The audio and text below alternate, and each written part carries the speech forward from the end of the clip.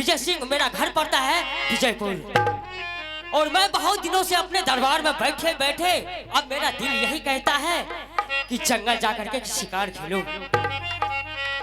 तो यहाँ से सबसे पहले मैं भोले बाबा को सुमरते हुए यहाँ से जंगल की ओर चलता हूँ। बाबा या सुनीला भोला बाबा हो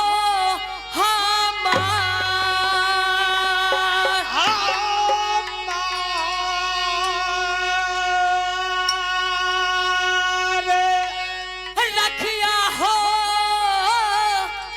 नजरिया बाबा हो तू हो हमारा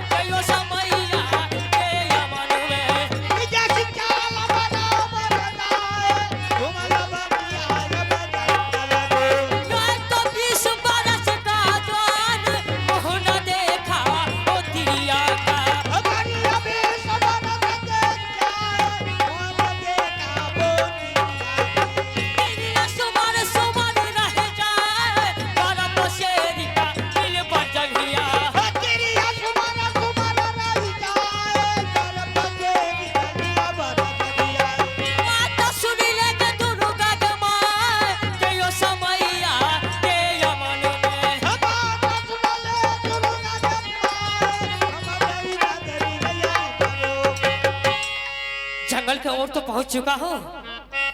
अब मैं देखता हूँ कहाँ कौन सा शिकार मिलता है।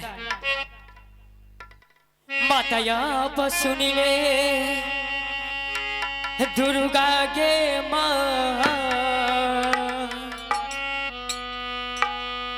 रखी है नजरिया के देवी तू के हमारा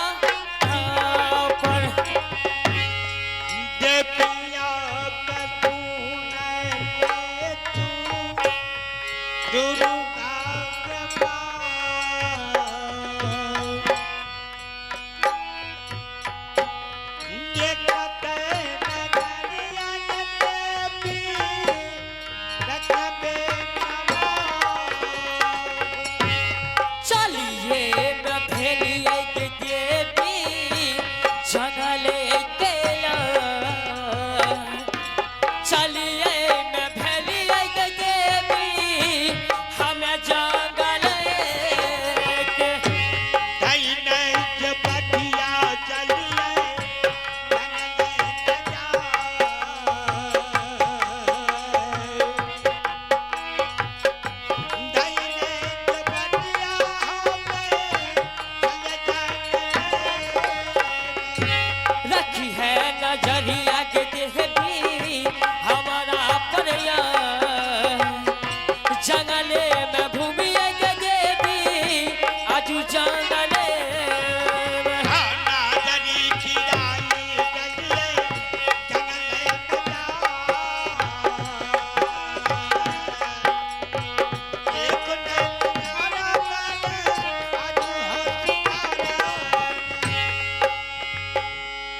गंगा किनारा आ चुकी हूँ और मैं पहले अपने आंचल को भिगा लेती हूँ, फिर जल्दी से मैं वापस चली जाऊंगी, क्योंकि मेरे स्वामीनाथ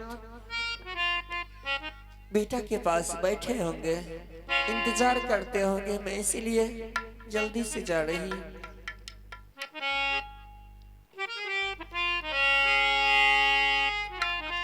गंगा मैया है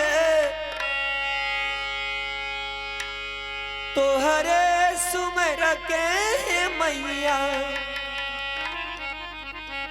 अचला भीगा भीगमो है मैया तोहरे सुमर के नाम मैया।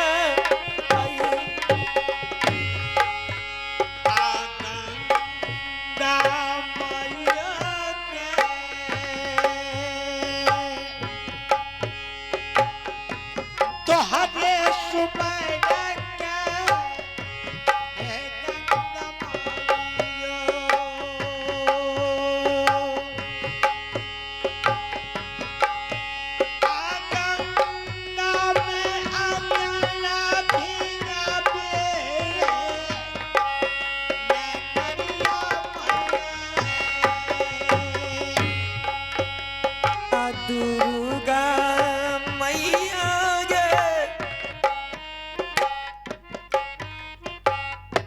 बराबरी साज मैया,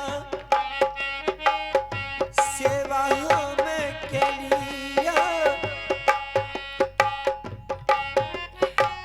लिए गे मैया तोहरे बारी साबो ने सेवा दे दी।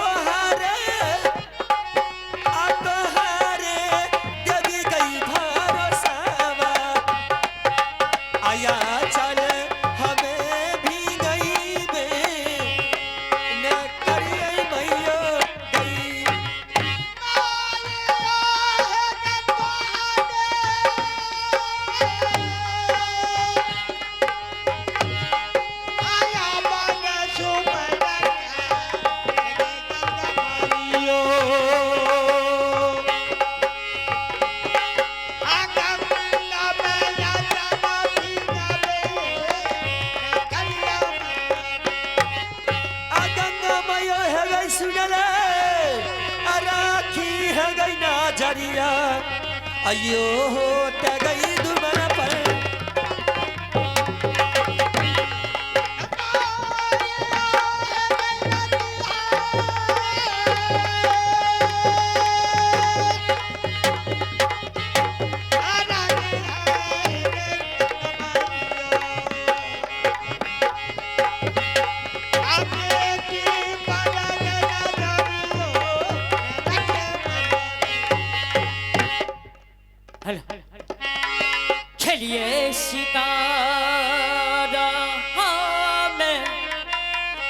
जंगले में जा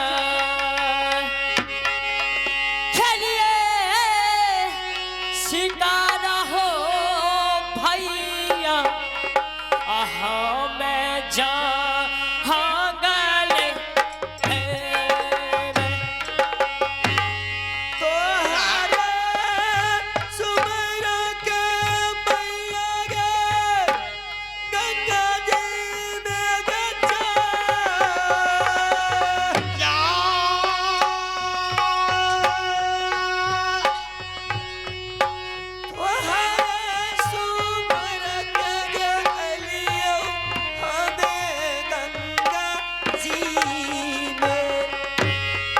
झरी खीरा भी एक देवी जंगले में नजरी खीरा भी एक देवी हम जंगले में तोहरे पर छोड़ने अलियो बेटा मम्मी के जा तोहरे पर छोड़ने अलियो बेटा और स्वामी के शिकार के देखिए जंगले में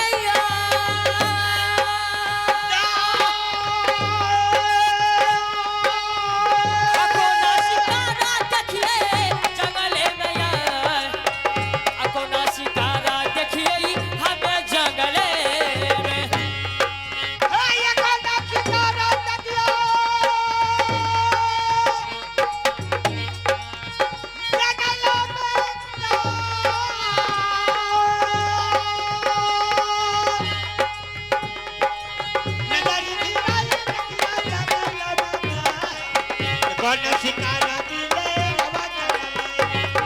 सुनिए आवाज हमें गंगा जी से सुनिए आवाज हमें आगे गंगा जी से सुनिए आवाज हमें गंगा जी बजा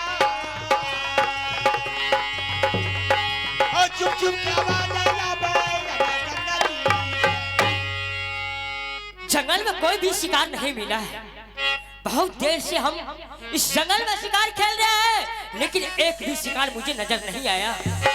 लेकिन पानी का आवाज ऐसा आ रहा है कि लग रहा है कि कोई शिकार जाकर के पानी पी रहा है। अगर मैं शिकार के सामने जाता हूं तो वो भाग जाएंगे। इससे अच्छा है इसी जंगल से माँ दुर्गा को सुमर के अग्नि बाण यहीं से मैं चलाता हूँ। जो भी शिकार होंगे अवश्य वहां पे ही मर जाएंगे।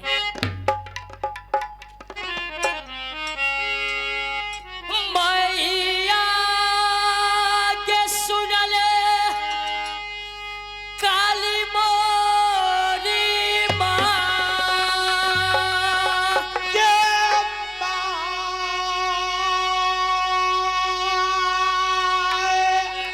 तोहरे सुमर के देवी के अपन हगे हे चाला राखी नजरिया मैया गे स्वामी जी मर गया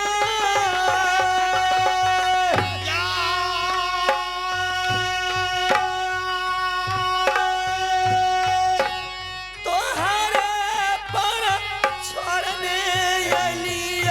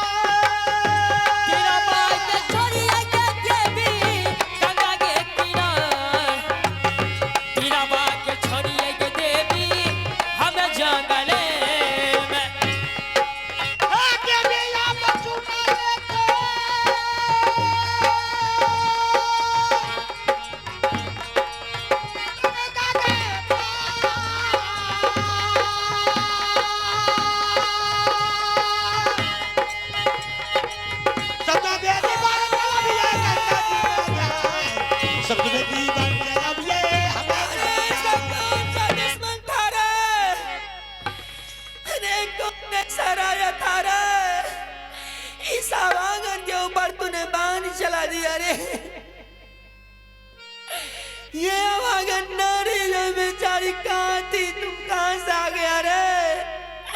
ये तुम्हारी क्या बिगाड़नी थी? ये अग्निमान जिधर जा रही है लग रहा है अग्नि की तरह चलाते जा रहे हैं। स्वामीनाथ आप अपना बेटा को अब संस्कार कर लीजिएगा। मैं अब इस दुनिया को छोड़ करके जा रही। चल करके देखते हैं कि उस गंगा किनारे में कौन सा मेरा शिकार मरा है। चल बौरहवा पीछे हो सरदार, चल बौरहवा हो अब गंगा को, चल बौरहवा पीछे हो सरदार, चल बौरहवा हो अब पीछे नहीं। बढ़िया चले बराबर जाए, हेलो समैया हो के यमन में, पीछे से चल बराबर जाए, अगला रहिया हो अब चल। माता सुन ले तू दुर्गा माई, बंदही न तू अब हमारा, पीछे से चल बराबर जाए, जग पहुंचे वो गंगा में। हेलो भगवान ये क्या हुआ? हे माँ दुर्गा, हे माँ काली, बाबा भोलेनाथ ये हमसे क्या करवा दिए हैं? हमने तो मिर्गा समझ करके बांध चलाया था, लेकिन कोई नारी शायद पानी पीने के लिए गई थी और इससे लग गया। भगवान मुझे क्षमा करना, मुझे माफ करना भगवान, मैं जानबूझ करके नहीं किया। ये जितना भी घटना हुआ है ये अनजाने में हुआ है। भगवान मुझे माफ करना। और सबसे पहले यहाँ से हमको जल्दी भागना होगा, नहीं तो कोई दिन नाजोदा छती देखेंगे तो हमें बोलने का लायक नहीं रखेंगे। कहेंगे एक योद्धा होकर के, एक राजा होकर के किसी नारी को बांध चलाया, नारी को मारा है तुमने, मुझे कोई बोलने के नहीं देंगे। सबसे पहले यहाँ से कोई देखो उससे पहले हमको यहाँ से भागना पड़ेगा।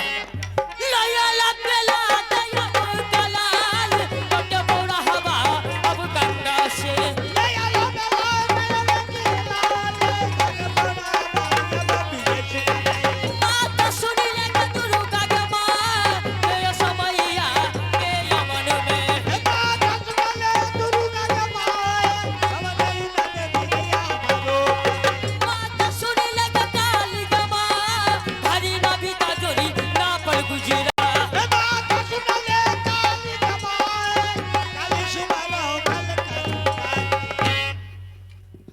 रनिहा मर गेलई बाबू सा, हेलो गंगा हो किनार,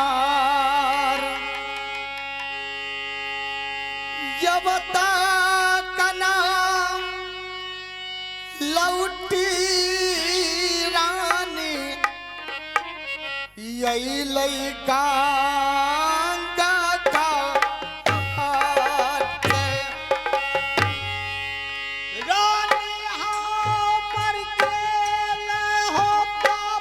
सब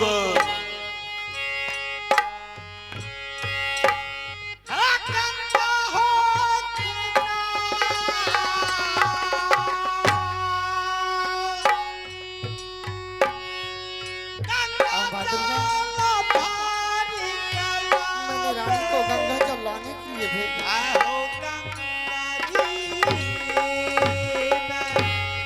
कहाँ गेला किया भेला, रानी है हमार,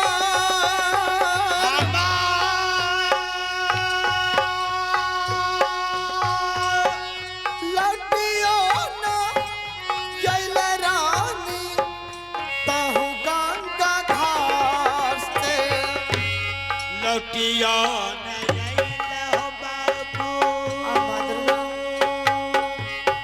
रानी को इतना देर नहीं लगा, रानी हो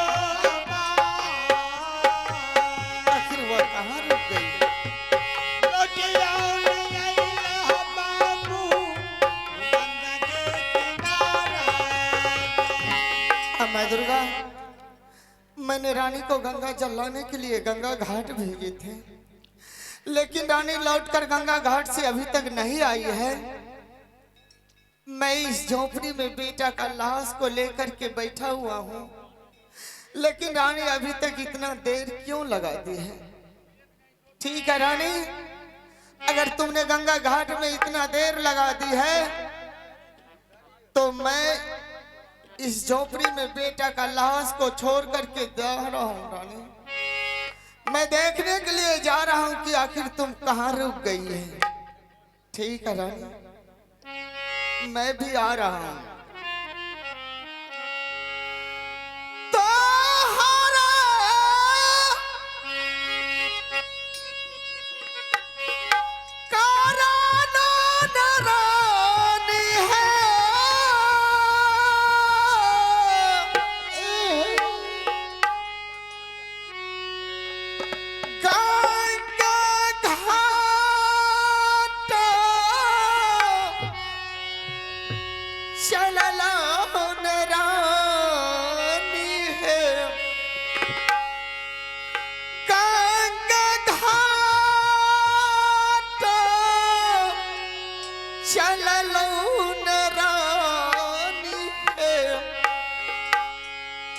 छोरी चाला लो है दुलरा है हमें जो पारिया में रानिया।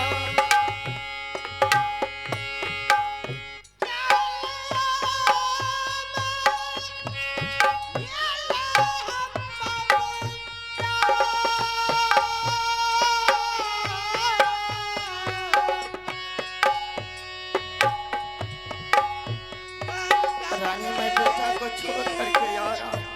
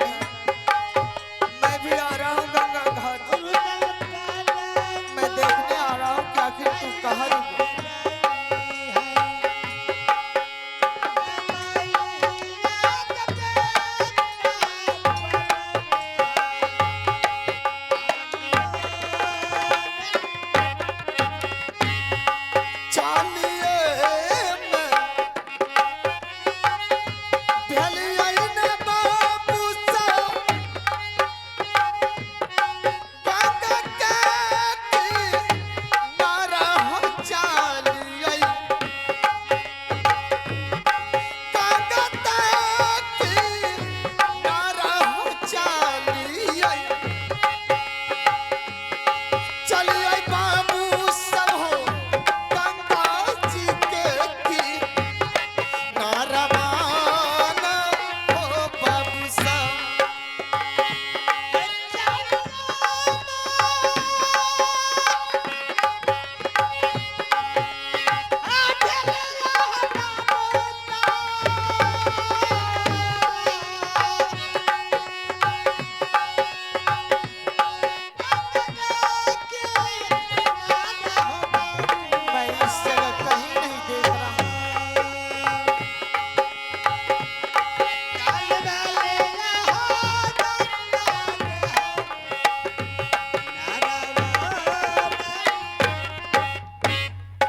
आबा दुर्गा, मैं इस गंगा घाट तो आ गया हूँ, लेकिन मैं कहीं नजर नहीं देख रहा हूँ कि रानी आखिर कहाँ है। ठीक है, मैं नजर गिरा करके देखता हूँ कि आखिर रानी कहाँ है। आबा दुर्गा, तभी तो मैं सोच रहा था कि रानी अब तक लौट कर क्यों नहीं आई है। मैं तो यहाँ देख रहा हूँ कि रानी गंगा घाट में आकर के सो गई है। रानी, तुम्हें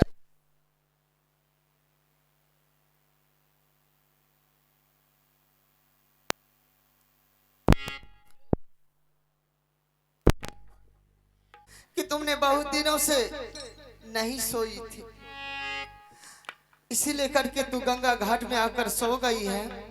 रानी, तू गंगा जल ला करके मुझको दे देती और मैं बेटा का दाह संस्कार जब कर लेते तब तू आराम से झोपड़ी में सो जाती। चल रानी, कोई बात नहीं है, चल अब जग जा, मैं बेटा को छोड़ करके आया हूं। रानी देख, मैं भी इस जगह तुमको ढूंढते ढूंढते आ गया। रानिया बस सुनिला रजिया हमार,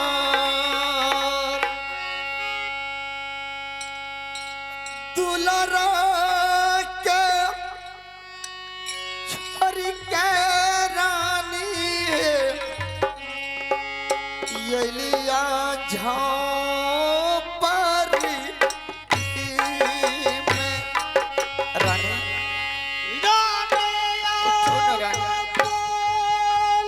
देख मैं बेटा को छोड़ कर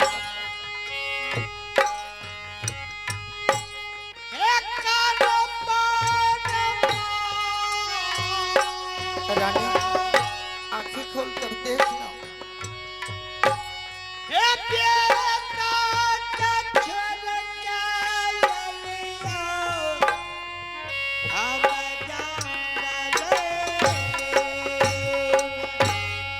ये कबारा अखिया खोलियो रानी है हमर,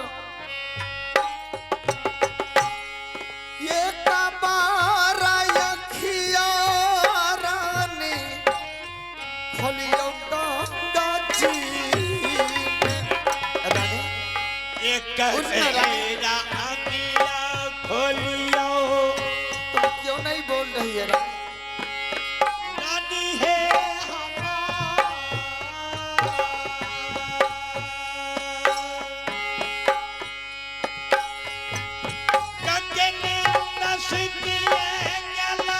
उठो न रानी,